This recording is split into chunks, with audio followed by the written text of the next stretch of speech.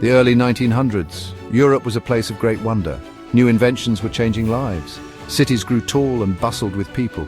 Great empires stretched across the globe. Kings and kaisers ruled vast lands. It felt like a golden age for some, a time of progress and endless possibility. Yet beneath this shiny surface, deep cracks were forming. Old rivalries simmered, new ambitions clashed. A sense of unease, a quiet tension began to spread across the continent. Nationalism was on the rise. People felt a fierce pride in their nations. This pride bred suspicion and competition. Militarism took hold. Europe built huge armies and mighty navies. New weapons were invented. Military parades filled city streets. War was seen as a glorious adventure by some. Alliances formed, like the Triple Entente and the Triple Alliance. These alliances were meant to keep peace, but carried the seeds of a massive war. A small conflict could quickly draw in all the major powers. The summer of 1914 was warm. On June 28th, Archduke Franz Ferdinand visited Sarajevo. Bosnia was a province annexed by Austria-Hungary, but many Serbs there dreamed of independence. The Archduke's visit was seen by some as a provocation. Earlier that day, the Archduke and his wife survived a bomb attack. Shaken but determined, Franz Ferdinand continued with his duties. The driver of the Archduke's car took a wrong turn. He stopped the car to turn around right in front of Gavrilo Princip. Princip was a Serbian nationalist. He stepped forward, raised his pistol and fired 2 shots.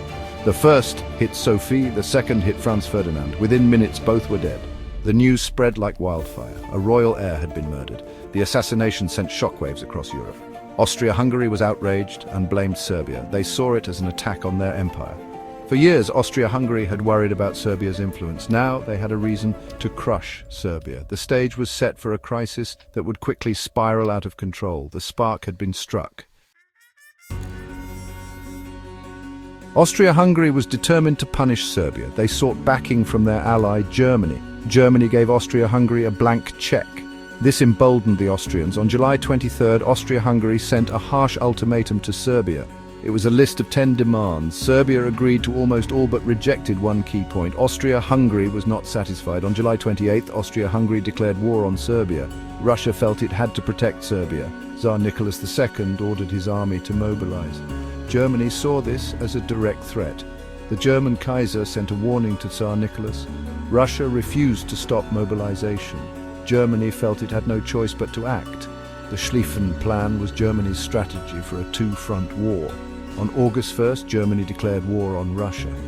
2 days later, Germany declared war on France. German troops prepared to march. The intricate system of alliances was now pulling all the great powers into the abyss.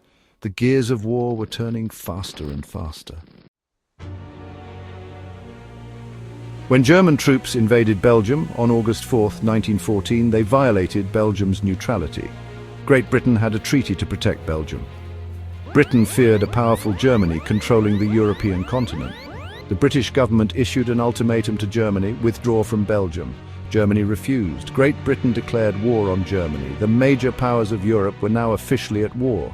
What started as a regional crisis had exploded into a continental catastrophe. In those early days, many greeted the war with enthusiasm.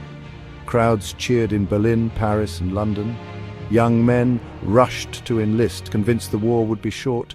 They did not foresee the trenches, the machine guns, the poison gas. The romantic notions of war would soon be shattered. The causes of this great war were complex. It was not just the assassination of an archduke.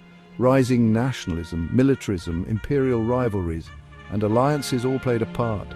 The war lasted for 4 long, terrible years. It cost millions of lives. Empires crumbled. The world was profoundly changed. The spark in Sarajevo had ignited a fire that consumed a generation.